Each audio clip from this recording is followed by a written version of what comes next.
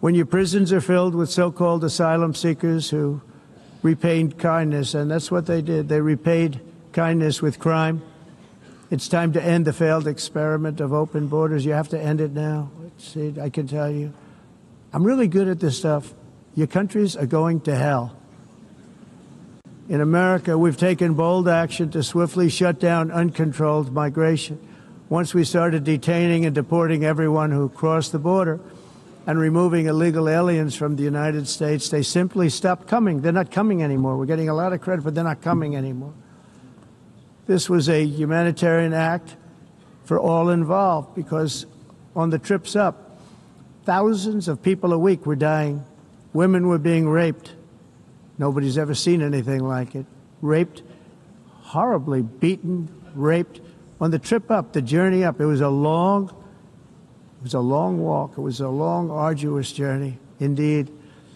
And it was also a historic victory against human trafficking throughout the region. What we did was a victory, and we saved so many lives of people that wouldn't make the journey. That journey was loaded up with death. Loaded up with death. Dead bodies all along the roads of jungles to get up. They go through jungles, they go through areas so hot you couldn't breathe. They were dying of suffocation, areas so hot that you couldn't breathe. Dead bodies all over. By them not coming, we're saving tremendous numbers of lives. My people have done a fantastic job in doing what they did, and the American public agrees with it. I mean, I was very proud to see this morning I have the highest poll numbers I've ever had. Part of it is because of what we've done on the border. I guess the other part is what we've done in the economy. Joe Biden's policies empowered murderous gangs, human smugglers, child traffickers, drug cartels, and prisoners from all over the world. The previous administration also lost nearly 300,000 children. Think of that. They lost more than 300,000 children, little children, who were trafficked into the United States on the Biden watch, many of whom have been raped, exploited, and abused, and sold. Sold. Nobody talks about that. The fake news doesn't write about it. With many others, young children who are missing or dead. And we found a lot of these children and we're sending them back, and we've been sending them back to their parents. They said, nobody knows who they are. They said, where do you come from? And they'll give us a country and we'll find out and we'll figure it out and we'll bring them back to their homes. And the mother and father rush to the door and their tears in their eyes. They can't believe that they're seeing their son or daughter, their little son or daughter again. We've done almost 30,000 of them so far. Any system that results in the mass trafficking of children is inherently evil. Yet that is exactly what the globalist migration agenda has done, and it's what it's all about. In America, those days, as you know, are over. The Trump administration is working, and we are continuing to work to track down the villains that are causing this problem, and also, as I said, to get back the 30,000 we've already returned. Now I think we're going to have another. We're going to find a lot. You're not going to find all of them. 300, more than 300,000. They're lost or they're dead. They're lost or they're dead because of the animals that did this. To protect our citizens, I've also designated multiple savage drug cartels as far as and you see this, and you see it happening right before your eyes. Let's put it this way. People don't like taking big loads of drugs in boats anymore. There aren't too many boats that are traveling on the seas by Venezuela. They tend not to want to travel very quickly anymore. And we've virtually stopped drugs coming into our country by sea. We call them the water drugs. They kill hundreds of thousands of people. I've also designated multiple savage drug cartels as far as foreign terrorist organizations, along with two bloodthirsty transnational gangs, probably the worst gangs anywhere in the world, MS-13 and Tren de Aragua. Tren de Aragua is from Venezuela, by the way. Such organizations torture, maim, mutilate, and murder with impunity. They're the enemies of all humanity. And for this reason, we've recently begun using the supreme power of the United States military to destroy Venezuelan terrorists and trafficking networks led by Nicolas Maduro, to every terrorist thug smuggling poisonous drugs into the United States of America. Please be warned that we will blow you out of existence. That's what we're doing. We have no choice. Can't let it happen. They're destroying. I believe we lost 300,000 people last year to drugs, 300,000. Fentanyl and other drugs. Each boat that we sink carries drugs that would kill more than 25,000 Americans. We will not let that happen. Energy is another area where the United States is now thriving like never before. We're getting rid of the falsely named renewables. By the way, they're a joke. They don't work. They're too expensive. They're not strong enough to fire up the plants that you need to make your country great. The wind doesn't blow. Those big windmills are so pathetic and so bad, so expensive to operate. Then they have to be rebuilt all the time, and they start to rust and rot. Most expensive energy ever conceived, and it's actually energy. You're supposed to make money with energy, not lose money. You lose money, the governments have to subsidize. You can't put them out without massive subsidies. And most of them are built in China, and I give China a lot of credit. They build them, but they have very few wind farms. So why is it that they build them and they send them all over the world, but they barely use them? You know what they use? Coal. They use gas. They use almost anything, but they don't like wind. But they sure as hell like selling the windmills. Europe, on the other hand, has a long way to go, with many countries being on the brink of destruction because of the green energy agenda. And I give a lot of credit to Germany. Germany was being led down a very sick path, both on immigration, by the way, and on energy. They were going green, and they were going bankrupt. And the new leadership came in, and they went back to where they were, with fossil fuel and with nuclear, which is good. It's now safe, and you can do it properly. But they went back to where they were, and they opened up a lot of different plants, energy-producing plants, and they're doing well. I give Germany a lot of credit for that. They've said this is a disaster, what's happening. They were going all green. All green is all bankrupt. That's what it represents. And it's not politically correct. I'll be very badly criticized for saying it, but I'm here to tell the truth. I don't care. It doesn't matter to me. I'm in New York City. I'm feeling a lot safer. Crime, we're getting crime down. And by the way, speaking of crime, Washington, D.C. Washington, D.C. was the crime capital of America. Now it's after 12 days, it's a totally safe city. Everyone's going out to dinner. They're going out to restaurants. Your wife can walk down the middle of the street with or without you. Nothing's going to happen. My people have done a fantastic job. And yes, I called in the National Guard, and the National Guard took care of business. And they weren't politically correct, but they took care of business. We got 1,700 career criminals out, brought them back to where they came from, the countries where they came from, or put them in jails. Washington, D.C. is now a totally safe city again, and I welcome you to come. In fact, we'll have dinner together at a local restaurant, and we'll be able to walk. We don't have to go by an armor-plated vehicle. We'll walk right over there from the White House. They've given up their powerful edge, a lot of the countries that we're talking about, in oil and gas, such as essentially closing the great North Sea oil. Oh, the North Sea, I know it so well. Aberdeen was the oil capital of Europe, and there's tremendous oil that hasn't been found in the North Sea, tremendous oil. And I was with the Prime Minister I respect and like a lot, and I said, you're sitting with the greatest asset. They essentially closed it by making it so highly taxed that no developer, no oil company can go there. They have tremendous oil left, and more importantly, they have tremendous oil that hasn't even been found yet. And what a tremendous asset for the United Kingdom. And I hope the Prime Minister is listening, because I told it to him 3 days in a row. That's all he heard. North Sea oil, North Sea, because I want to see them do well. I want to stop seeing them ruining that beautiful Scottish and English countryside with windmills and massive solar panels that go 7 miles by 7 miles, taking away farmland. But we're not letting this happen in America. In 1982, the executive director of the United Nations Environmental Program predicted that by the year 2000, climate change would cause a global catastrophe. He said that it will be irreversible, as any nuclear holocaust would be. This is what they said at the United Nations. What happened? Here we are. Another UN official stated in 1989 that within a decade, entire nations could be wiped off the map by global warming. Not happening.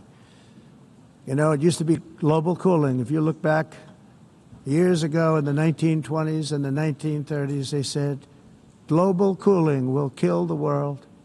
We have to do something. Then they said global warming will kill the world. But then it started getting cooler. So now they could just call it climate change, because that way they can't miss. It's climate change. Because if it goes higher or lower, whatever the hell happens, there's climate change.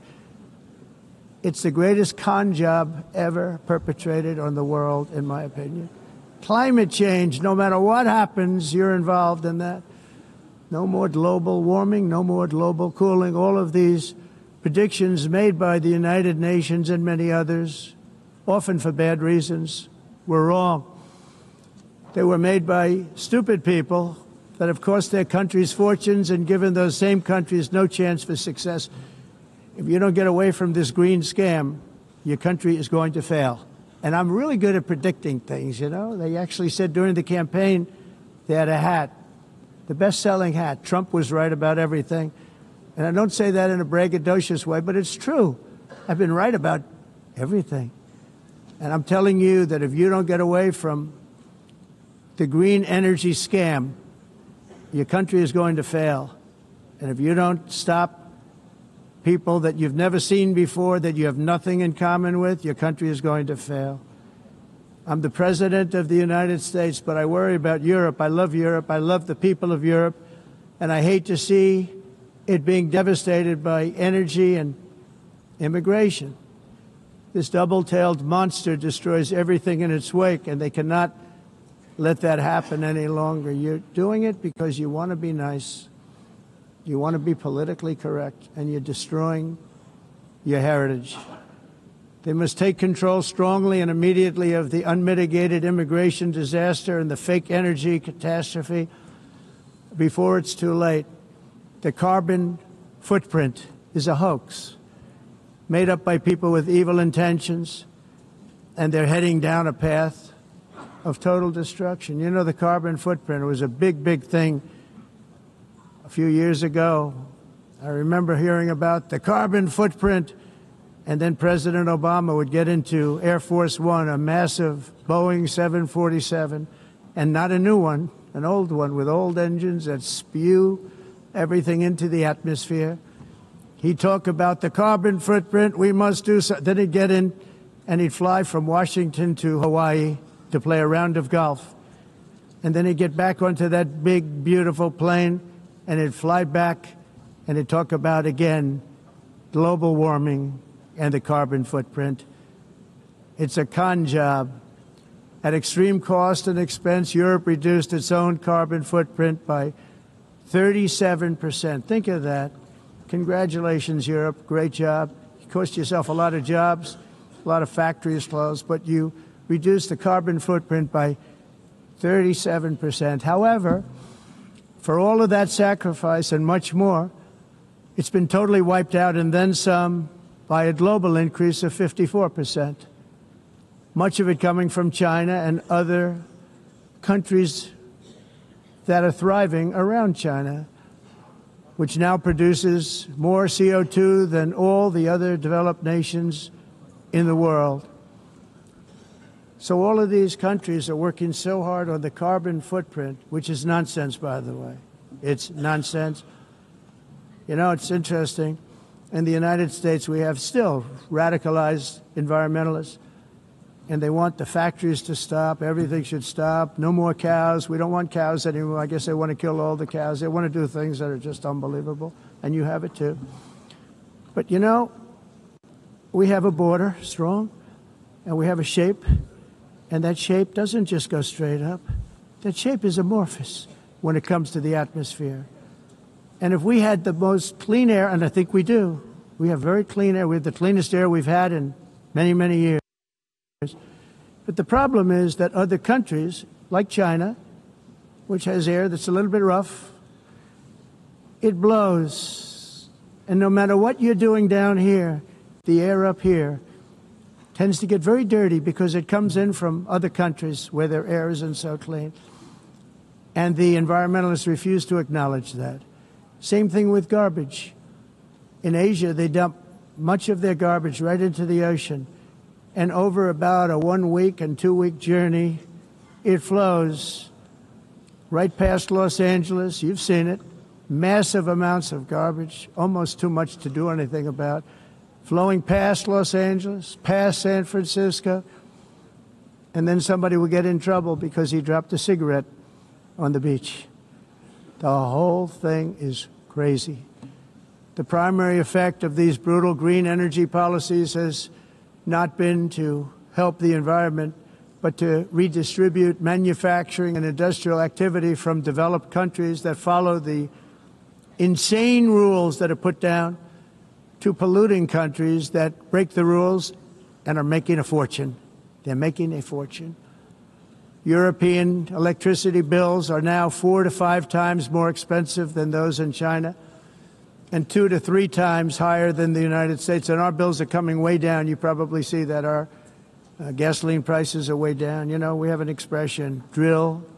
Nós reduzimos os custos de energia porque nós faremos, como a expressão, vamos fazer tudo isso, reduzir os custos de energia e os custos diminuíram nos Estados Unidos. Common to see one. Por exemplo, se você olhar nos países em faturas de energia, nós não mas nós nos Estados Unidos conseguimos usar eles e evitar aumento da temperatura, porque é muito caro também usar nada e ninguém usa. Tudo isso a esse agenda mundialista não tem nenhum sentido. Entire societies must be rejected completely, and it must be immediate. That's why in America I withdrew from the fake Paris Climate Accord, where, by the way, America was paying so much more than every country. Others weren't paying. China didn't have to pay until 2030. Russia was given an old standard that was easy to meet, a 1990 standard. But for the United States, we're supposed to pay like $1 trillion. And I said, this is another scam. The fact is, the United States has been taken advantage of by the world for many, many years, but not any longer, as you probably noticed. I unleashed massive energy production and signed historic executive orders to hunt for oil, but we don't have to do much hunting because we have the most oil of any nation anywhere, oil and gas in the world. And if you add coal, we have the most of any nation in the world. Clean, I call it clean, beautiful coal. You can do things today with coal that you couldn't have done 10 years ago, 15 years. So I have a little standing order in the White House. Never use the word coal, only use the words clean, beautiful coal. Sounds much better, doesn't it? But we stand ready to provide any country with abundant, affordable energy supplies if you need them, when most of you do. We're proudly exporting energy all over the world. We're now the largest exporter. In the United States, we want trade and robust commerce with all nations, everybody. We want to help nations. We're going to help nations. But it must also be fair and reciprocal. The challenge with trade is much the same with climate. The countries that followed the rules, all their factories have been plundered. It's really sad to watch. They've been broken. They've been broken by countries that broke the rules. That's why the United States is now applying tariffs to other countries, and much as these tariffs were for many years applied to us, uncontrollably applied to us, we've used tariffs as a defense mechanism under the Trump administration, including my first term, where hundreds of billions of dollars in tariffs were taken in. And by the way, we had the lowest inflation, and now we have very low inflation. The only thing different is that we have hundreds of billions of dollars flowing into our country. But this is how we will ensure that the system works for everyone and is sustainable into the future. We're also using tariffs to defend our sovereignty and security throughout the world, including against nations that have taken advantage of former U.S. administrations for decades, including the most corrupt, incompetent administration in history, the sleepy Joe Biden administration. Brazil now faces major tariffs in response to its unprecedented efforts to interfere in the rights and freedoms of our American citizens and others, with censorship, repression, weaponization, judicial corruption, and targeting of political critics in the United States. I have a little problem saying this because I must tell you, I was walking in and the leader of Brazil was walking out. We saw him and I saw him, he saw me, and we embraced. And then I'm saying, can you believe I'm going to be saying this in just 2 minutes? But we actually agreed that we would meet next week. We didn't have much time to talk, like about 20 seconds. They were in retrospect, I'm glad I waited because this thing didn't work out too well. But we did talk. We had a good talk, and we agreed to meet next week, if that's of interest. But he seemed like a very nice man, actually. He liked me, I liked him. But if you, and I only do business with people I like. When I don't like them, I don't like them. But we had, at least for about 39 seconds, we had excellent chemistry. It's a good sign. But also in the past, Brazil, can you believe this, unfairly tariffed our nation, but now because of our tariffs, we are hitting them back, and we're hitting them back very hard. As president, I will always defend our national sovereignty and the rights of American citizens. So I'm very sorry to say this, that Brazil is doing poorly and will continue to do poorly. They can only do well when they're working with us.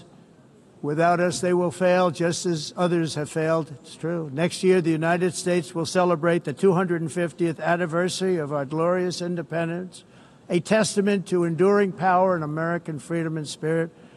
We will also be proudly hosting the 2026 FIFA World Cup, and shortly thereafter, the 2028 Olympics, which is going to be very exciting. I hope you all come. I hope that countless people from all over the globe will take part of these will be great celebrations of liberty and human achievement, and that together we all can rejoice in the miracles of history that began in July 4th, 1776, when we founded the light to all nations. And it's something really that an amazing thing came out of that date. It's called the United States of America. In honor of this momentous anniversary, I hope that all countries who find inspiration in our example will join us in renewing our commitment, values, and those values, really, that we hold so dear. Together, let us defend free speech and free expression. Let us protect religious liberty, including for the most persecuted religion on the planet today. It's called Christianity. And let us safeguard our sovereignty and cherish qualities that have made each of our nations so special, incredible, and extraordinary. In closing, I just want to repeat that immigration and the high cost of so-called green renewable energy is destroying a large part of the free world and a large part of our planet. Countries that cherish freedom are fading fast because of their policies on these two subjects. You need strong borders and traditional energy sources if you are going to be great again. Whether you have come from north or south, east or west, near or far, every leader in this beautiful hall today represents a rich culture, a noble history, and a proud heritage that makes each nation majestic and unique, unlike anything else in human history or any other place on the face of the earth. From London to Lima, from Rome to Athens, from Paris to Seoul, from Cairo to Tokyo and Amsterdam to right here in New York City, we stand on the shoulders of the leaders and legends, generals and giants, heroes and titans who won and built our beloved nations, all of our nations, with their own courage, strength, spirit, and skill. Our ancestors climbed mountains, conquered oceans, crossed deserts, and trekked over wide-open plains. They charged into thunderous battles, plunged into grave dangers, and they were soldiers and farmers and workers and warriors and explorers and patriots. They built towns into cities, tribes into kingdoms, ideas into industries, and small islands into mighty empires. You're a part of all of that. They were champions for their people who never gave up and who never, ever gave in. Their values defined our national identities. Their visions forged our magnificent destiny. Everybody in this room is a part of it in your own way. Each of us inherits the deeds and the myths, the triumphs, the legacies of our own heroes and founders who so bravely showed us the way. Our ancestors gave everything for homelands that they defended with pride, with sweat, with blood, with life, and with death. Now the righteous task of protecting the nations that they built belongs to each and every one of us. So together let us uphold our sacred duty to our people and to our citizens. Let us protect their borders, ensure their safety, preserve their cultures, treasure, and traditions, and fight, fight, fight for their precious dreams and their cherished freedoms. And in friendship and really a beautiful vision, let us all work together to build a bright, beautiful planet, a planet that we all share, a planet of peace and a world that is richer, better, and more beautiful than ever before. That can happen. It will happen. It will happen, and I hope it can happen and start right now, right at this moment. We'll turn it around. We're going to make our countries better, safer, more beautiful. We're going to take care of our people. Thank you very much. It's been an honor. God bless the nations of the world. Thank you very much. Bye.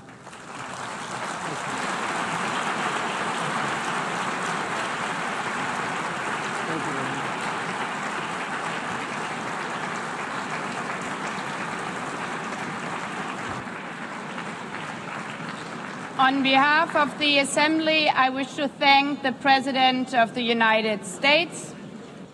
Jelajahi cara baru mendapatkan informasi. Download MetroTV Extend sekarang.